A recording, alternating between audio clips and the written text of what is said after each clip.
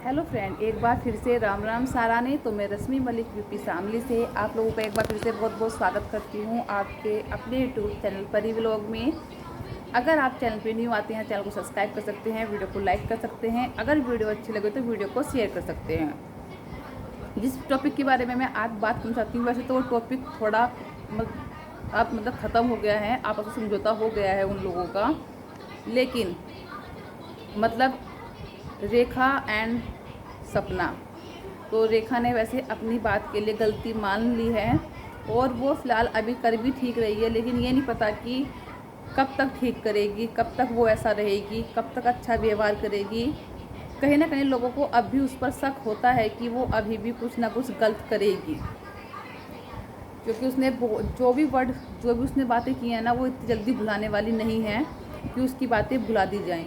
लेकिन आज मैं उसी से रिलेटेड एक दूसरे टॉपिक पे बात करना चाहती हूँ, क्योंकि बेशक वो टॉपिक ख़त्म हो गया हो, बेशक जब से रेखा ने माफ़ी मांगी है तब से एक कमेंट बहुत ज़्यादा रेखा की वीडियो पर भी आता है, और हमने जो सपना के सपोर्ट में वीडियो बनाई थी उस पर ही बहुत ज़्यादा कमेंट आते हैं कि जब रेखा ने माफ़ी मांग ली सपना से, तो सपना को भी माफ़ी मांगनी चाहिए रेखा से, क्योंकि सपना ने भी रेखा के ऊपर कई सारे गलत इल्ज़ाम लगाए थे।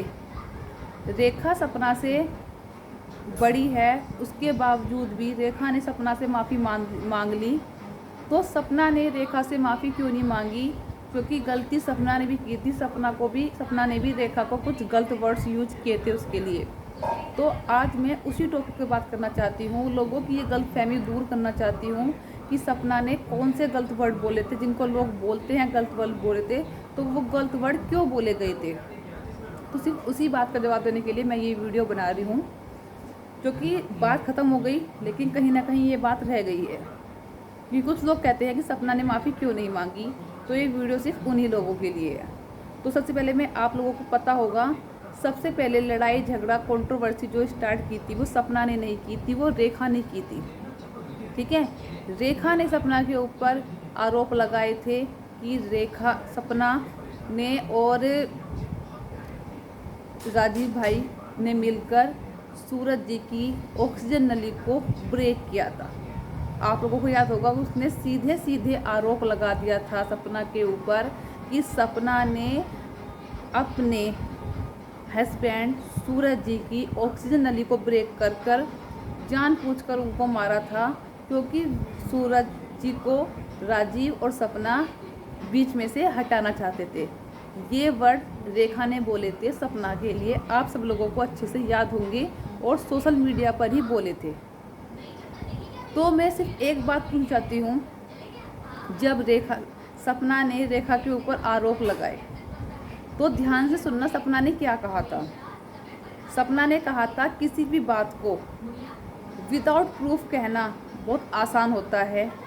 सपना का कहना था कि रेखा ने मेरे ऊपर इल्ज़ाम लगा दिए कि मैंने अपने पति सूरज जी को मारा है, वो भी विदाउट प्रूफ। उसके पास कोई प्रूफ नहीं है, अगर प्रूफ है तो प्रूफ दे। तो सपना ने जब कहा था, तो फिर तो मैं भी कह सकती हूँ ना कि रेखा का 2-3 आदमियों के साथ अफेयर चल रहा था, इसलिए प्रदीप ने रेखा को छोड़ा। रेखा की जो बेटी है वो नाजायज़ है, इसलिए प्रदीप ने रेखा को छोड़ा। रेखा जो है वो कैरेक्टर लेस है, इसलिए प्रदीप ने छोड़ा। तो इस बात को ध्यान से सुनना, सपना ने ये नहीं बोला कि ये रेखा ऐसी है, रेखा कैरेक्टर लेस है, या रेखा की जो बेटी है वो नाजायज़ है, या फिर रेखा के अफेयर चल लेते इसलिए प्रदीप ने छोड़ा। सपना ने बोला कि मैं भी ये वर्ड यूज कर सकती हूँ, अगर मैं ये वर्ड यूज करूँ तो तुम्हें कैसा लगेगा, सोच कर देखो कि तुमने मेरे ऊपर मेरे पति के मरने का इल्ज़ाम लगा दिया, वो भी विदाउट प्रूफ। तो विदाउट प्रूफ तो कोई भी बोल सकता है, मैं भी बोल सकती हूँ तुम्हारे बारे में ये सारी बातें, लेकिन मेरे पास भी इन बातों का कोई प्रूफ नहीं है। उसने कहा कि मैं तुम्हारे जैसे नहीं बन सकती, मैं ये नहीं कह रही कि ऐसा कुछ है, तुम ऐसी हो। उसने सिर्फ एक एग्जाम्पल के तौर पर, रेखा को समझाने के तौर पर ये बात बोली थी कि जैसे तुम मेरे ऊपर इल्ज़ाम लगा सकती हो कि मैंने और राजीव जी ने मिलकर सूरज जी की ऑक्सीजन नली को ब्रेक किया था, ऐसे ही मैं भी तुम्हारे ऊपर इल्ज़ाम लगा सकती हूँ कि तुम्हारे पति ने तुम्हें इसलिए छोड़ा क्योंकि तुम्हारे 2-3 लड़कों के साथ अफेयर चल रहे थे, तुम्हारे हस्बैंड ने तुम्हें इसलिए छोड़ा क्योंकि तुम्हारा कैरेक्टर लेस हो, और तुम्हारे हस्बैंड ने तुम्हें इसलिए छोड़ा क्योंकि जो तुम्हारी बेटी है कुकू, वो तुम्हारी और प्रदीप की बेटी नहीं है। तो सपना ने सिर्फ एक ये एग्जाम्पल के तौर पर बताया था, और तुम लोगों ने उस बात को इतना तूल दे दिया कि रेखा ने तो माफ़ी मांग ली, सपना ने माफ़ी नहीं मांगी। अरे सपना माफ़ी क्यों मांगेगी, आप लोग मुझे ये बताओ। इल्ज़ाम रेखा ने लगाए थे सपना के ऊपर, सपना ने रेखा के ऊपर नहीं लगाए थे। सपना ने तो एक बात कही थी रेखा को एहसास दिलाने के लिए कि ऐसा अगर मैं बोलूँ तो फिर तुम्हें कैसा लगेगा। सपना ने कैरेक्टर के ऊपर उंगली नहीं उठाई थी रेखा के।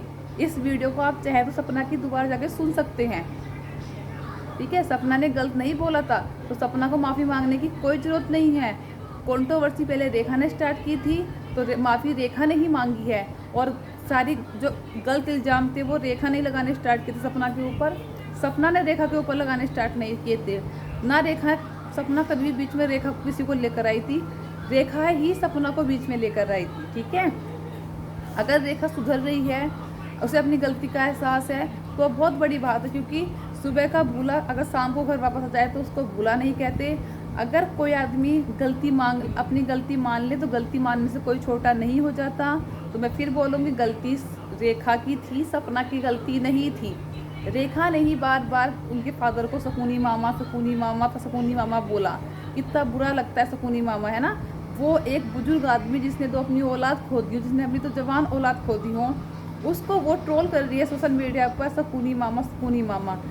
सपना ने उसके बावजूद भी, सपना चाहती तो उस रेखा के फादर को भी गलत बोल सकती थी, लेकिन सपना ने नहीं बोला, क्योंकि सपना को पता है कि बड़ों की इज्जत कैसे की जाती है और क्या वर्ड यूज किए सकते हैं, क्या वर्ड यूज नहीं किए सकते, ठीक है। और जब रेखा ने इल्ज़ाम लगाया था ना सपना के ऊपर, वो छोटा मोटा इल्ज़ाम नहीं था, बहुत ही बड़ा और घिनौना इल्ज़ाम लगाया था। उसने ये भी इल्ज़ाम लगा दिया कि सपना ने और राजवीर ने सूरज को हटाने के लिए उनकी ऑक्सीजन नली ब्रेक की थी, और साथ साथ सपना को बिना कहे कैरेक्टर लेस भी बता दिया कि सपना मतलब ये चाहती थी कि इसकी शादी राजवीर जी के साथ हो जाए, इसलिए इन दोनों का प्लान था सूरज जी को मारना। तो अब बताइए, कैरेक्टर के ऊपर उंगली रेखा ने उठाई है सपना के, या सपना ने उठाई है रेखा के ऊपर। सपना ने तो सिर्फ एक एग्जाम्पल के तौर पर उसको ये बात बोली थी, ये नहीं बोला था कि रेखा कैरेक्टर लेस है, ठीक है। जबकि रेखा ने बोला था कि रेखा की बात उससे आ रहा था कि वो सपना कैरेक्टर लेस है, वो रेखा बोलना चाहती थी। तो वीडियो को पहले अच्छे से सुन लिया करो, उसके बाद ही किसी को ताने मारा करो। वो औरत वैसे ही बहुत दुखी है अपनी लाइफ में, वो लड़की बहुत परेशान है, उसे अपनी लाइफ जीने दो, उसको उसका खुश रहने का हक मत छीनो। वैसे ही भगवान ने सब कुछ उससे छीन लिया है। तो इस वीडियो करते हैं यहीं पर एंड, और फिर मिलते हैं आपको एक सॉरी अच्छी सी और नई वीडियो के साथ। तब तक के लिए bye bye, take care. Channel पर न्यू आते हैं, चैनल को सब्सक्राइब कर सकते हैं, वीडियो को लाइक कर सकते हैं। अगर वीडियो थोड़ी भी अच्छी लगे तो वीडियो को शेयर कर सकते हैं।